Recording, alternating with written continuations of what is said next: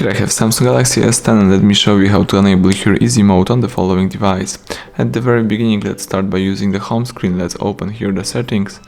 Then let's here scroll down, choose display, scroll down again, choose here easy mode, and let's select here easy mode. So now you can tap apply, and now you can use the large icons, the minimalistic home screen, and just the simple mode.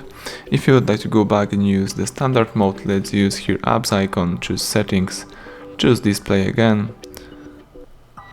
From display, let's find the easy mode right here, choose standard, scroll down and tap apply. That's it, now you can use the standard mode. So everything went well, thank you for watching, please subscribe our channel, leave thumbs up under the video.